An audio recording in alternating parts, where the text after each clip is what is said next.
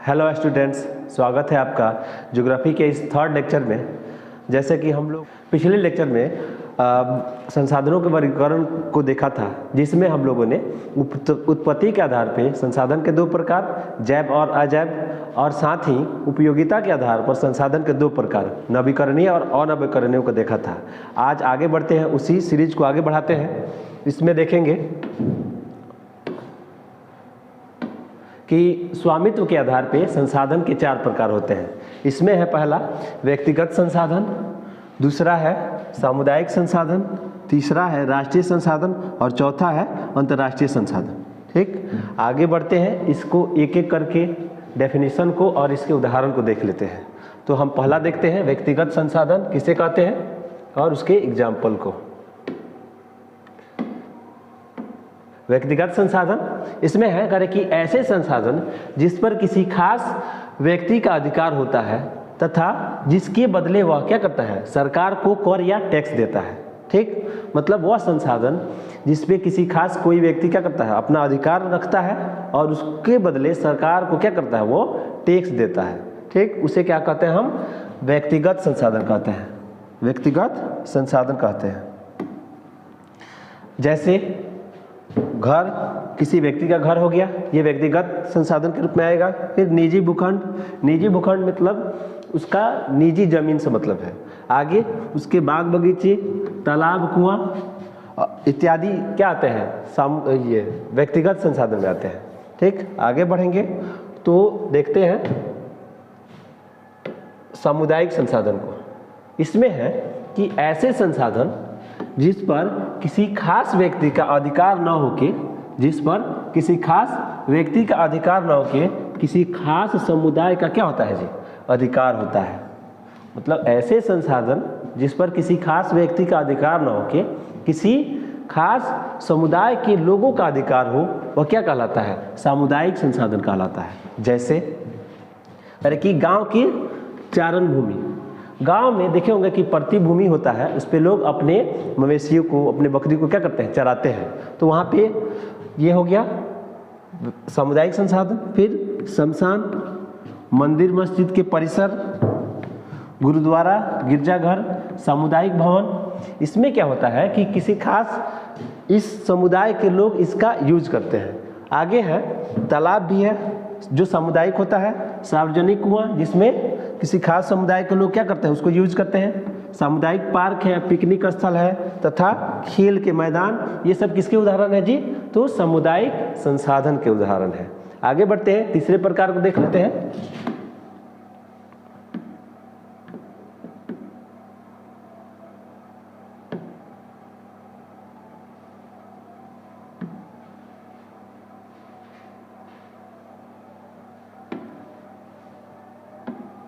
तीसरा संसाधन है राष्ट्रीय संसाधन। इसके डेफिनेशन को देखते हैं, करें कि ऐसे संसाधन जिन पर किसी देश या राष्ट्र का क्या होता है, कानूनी अधिकार होता है। ऐसे संसाधन जिस पर किसी देश का या राष्ट्र का कानूनी अधिकार होता है, वह क्या कहलाता है, राष्ट्रीय संसाधन कहलाता है। इसके एग्जाम्पल को देखते हैं। इसमें है अस्पताल, स्कूल, कॉलेज, रेलवे स्टेशन, सरकारी भवनें, सरकारी बसें इत्यादि किसके उदाहरण है, तो ये राष्ट्रीय संसाधन के उदाहरण है। अगले प्रकार को देखने से पहले कुछ पॉइंट्स देख लेते हैं राष्ट्रीय संसाधन से संबंधित। इसमें है नोट है कुछ। नोट नंबर 1 है कि किसी राजनीतिक सीमा के अंतर्गत, किसी राजनीतिक सीमा के अंतर्गत भूमि, खनिज पदार्थ, जल संसाधन, वन एवं समुद्री जीव क्या होते हैं जी, राष्ट्रीय संसाधन होते हैं। किसी भी देश के सीमा के अंतर्गत जो भूमि है, खनिज है, जल संसाधन है एवं वन और समुद्री जीव जो क्या है 200 किलोमीटर महासागरीय क्षेत्र तक होते हैं। ठीक है, इसको हम देख लेते हैं एक अगले स्लाइड में। जैसे कह रहा है कि किसी भी देश की सीमा के अंतर्गत, किसी भी देश के सीमा के अंतर्गत इससे 200 किलोमीटर, इससे 200 किलोमीटर तक के क्षेत्र में जो भी संसाधन पाए जाएंगे वे क्या होंगे जी, इसके अगल बगल ये क्या होंगे, राष्ट्रीय संसाधन होंगे। ठीक, आगे बढ़ते हैं तो इसके नीचे एक और पॉइंट्स है, उसको भी समझ लेते हैं। कह रहा है कि आर्थिक अपवर्जक क्षेत्र। अब आर्थिक अपवर्जक क्षेत्र क्या कहलाता है उसके बारे में देख लेते हैं। कह रहा है कि किसी देश के तट रेखा से 200 किलोमीटर तक की दूरी को क्या कहते हैं हम, अपवर्जक आर्थिक क्षेत्र कहते हैं। अपवर्जक आर्थिक क्षेत्र कहते हैं। कह रहा है कि आर्थिक अपवर्जक क्षेत्र वह क्षेत्र है किसी भी देश के सीमा से, तट रेखा से 200 किलोमीटर तक हम जाते हैं तो क्या कहलाता है, वो आर्थिक अपवर्जक क्षेत्र कहलाता है। इसको भी हम इस मानचित्र की सहायता से समझते हैं। ठीक है, पहले हम इसको मिटा लेते हैं तो देखते हैं आगे हम कि अपवर्जक आर्थिक क्षेत्र क्या कहलाता है। तो उसमें है कि किसी भी देश के सीमा से 200 किलोमीटर तक के क्षेत्र को हम क्या कहते हैं, अपवर्जक आर्थिक क्षेत्र कहते हैं। साथ ही इन क्षेत्रों में जो भी संसाधन पाए जाते हैं वे किसके अंतर्गत आते हैं, तो वो राष्ट्रीय संसाधन के अंतर्गत आते हैं। आगे बढ़ते हैं, अगला डेफिनेशन देख लेते हैं। अगला है अंतर्राष्ट्रीय संसाधन। इसमें है कि ऐसे संसाधन जिसका नियंत्रण अंतर्राष्ट्रीय संस्थान करती है। मतलब कि ऐसा संसाधन जिसका नियंत्रण कोई अंतर्राष्ट्रीय संस्थान करती है उसे हम क्या कहते हैं, अंतर्राष्ट्रीय संसाधन कहते हैं। जैसे इसमें है कि किसी भी देश के तट रेखा से 200 किलोमीटर के बाद जो क्षेत्र पाए जाएंगे, 200 किलोमीटर के बाद जो क्षेत्र पाए जाएंगे या आर्थिक अपवर्जक क्षेत्र के बाद या अपवर्जक आर्थिक क्षेत्र के बाद जो क्षेत्र पड़ता है उसमें पाए जाने वाले संसाधनों को हम क्या कहते हैं जी, तो अंतर्राष्ट्रीय संसाधन कहते हैं। ठीक, नीचे नोट में भी दिया है कि किसी तट रेखा से 200 किलोमीटर की दूरी को छोड़कर महासागरीय संसाधनों पर किसी देश का अधिकार नहीं होता है। वो क्या होता है जी, किसी देश का अधिकार न होके वहाँ पे जो भी संसाधन होते हैं उसके देख रेख के लिए क्या करते हैं, अंतर्राष्ट्रीय संस्थाएं कुछ बनाई गई है, उसके देख रेख में कोई भी संसाधन देखा जाता है तो उसे हम क्या कहेंगे जी, तो अंतर्राष्ट्रीय संसाधन। आगे बढ़ते हैं,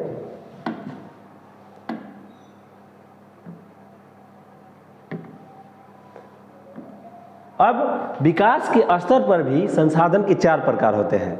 इसमें देख लेते हैं कौन कौन है। करें कि संभाव्य संसाधन, विकसित संसाधन, भंडार संसाधन और संचित कोष संसाधन। इसमें हम क्या करते हैं, एक एक करके पढ़ते हैं और इसके एग्जाम्पल को भी देखते हैं। तो देखते हैं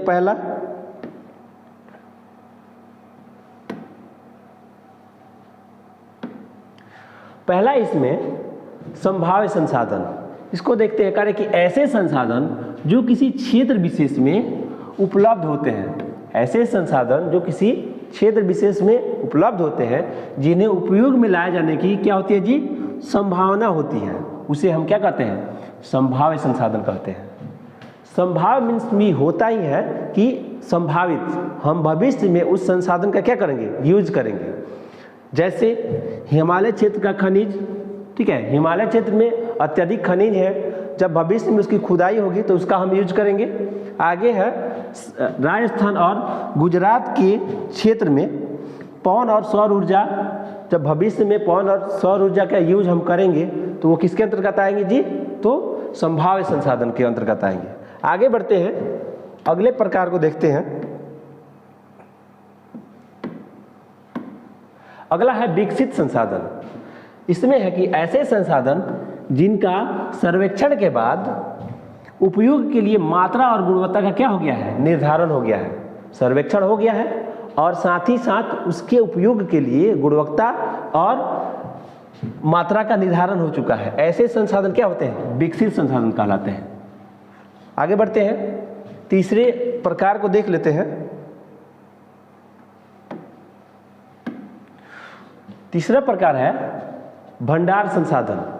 इसमें है कि ऐसे संसाधन पर्यावरण में क्या होते हैं जी, उपलब्ध होते हैं तथा मानवीय आवश्यकताओं की पूर्ति करते रहते हैं। ये पहले से क्या है, हमारे पर्यावरण में मौजूद है और हमारी आवश्यकताओं की क्या करती है, समय समय पे पूर्ति भी करता रहता है। आगे, उपयोग हेतु प्रौद्योगिकी के अभाव में हम इन्हें क्या करते हैं, केवल भंडारित संसाधन के रूप में देख रहे हैं। वो ये संसाधन क्या है जी, भंडार के रूप में है। हालांकि ये पहले से अवेलेबल है, हमारी आवश्यकताओं की पूर्ति भी करता है, लेकिन अत्यधिक या उच्च तकनीक अगर विकसित हो जाता है तो हम क्या करेंगे, इसको, इस संसाधन का यूज कर पाएंगे। इसके एग्जाम्पल को देखते हैं। इसमें जल, हाइड्रोजन, ऑक्सीजन का यौगिक, जैसे हम लोगों ने पहले ही पढ़ा कि ये जो संसाधन है ये क्या है, पर्यावरण में उपलब्ध है पहले से और हमारी आवश्यकताओं की पूर्ति भी करता है। जैसे करें कि जल है, संसाधन है, हमारी आवश्यकताओं की पूर्ति भी करता है। हाइड्रोजन, ऑक्सीजन, ये भी हमारी आवश्यकताओं की पूर्ति करता है, तो संसाधन है। लेकिन जब हम इन तीनों का मिश्रण, इन तीनों का यौगिक, जिसमें ऊर्जा की उत्पादन की क्षमता काफ़ी होती है, जब इन तीनों को एक साथ मिलाएंगे, ठीक है, तो काफ़ी मात्रा में ऊर्जा निकलेगा। तो जब उच्च तकनीक के सहारे हम इसके यौगिक से क्या करेंगे, काफ़ी ज़्यादा ऊर्जा निकाल लेंगे। और साथ ही इसमें एक और अन्य पॉइंट है कि लेकिन उच्च तकनीक के अभाव में क्या करता है, ऐसे संसाधनों का उपयोग हम नहीं कर पा रहे हैं अभी। जब उच्च तकनीक हमारे पास हो जाएगा तो इन सारे संसाधनों का उपयोग हम कर लेंगे। आगे संसाधन के प्रकार को देख लेते हैं। अब है संचित कोष संसाधन। संचित कोष संसाधन करें कि ऐसे संसाधन भंडार संसाधन की ही क्या होते हैं, अंश होते हैं। संचित कोष संसाधन ऐसे संसाधन है जो भंडार संसाधन के क्या होते हैं, अंश होते हैं, जिन्हें उपलब्ध तकनीक के सहारे प्रयोग में लाया जा सकता है। उपलब्ध तकनीक के सहारे, जो हमारे पास तकनीक है उसको क्या, उसके सहारे हम इस संसाधन का उपयोग कर सकते हैं। करें कि यह संसाधन भविष्य की क्या है जी, पूंजी है। जो ये संसाधन है कौन, तो संचित कोष संसाधन क्या है, भविष्य की पूंजी है। जैसे देख लेते हैं, करें कि नदी जल, भविष्य में जल उत्पादन, नदी जल भविष्य में जल विद्युत उत्पादन कर सकता है। नदी पे हम डैम बना के, ठीक है, उससे जल विद्युत उत्पादित कर सकते हैं और वो हमारे इस कोयले के विद्युत से काफ़ी फ्रूटफुल होगा, हमारे लिए उपयोगी होगा। तो हम आशा करते हैं कि ये संसाधन के वर्गीकरण को आपने अच्छे से पढ़ा होगा और समझा होगा। आज के लिए इतना ही, तब तक के लिए जय हिंद।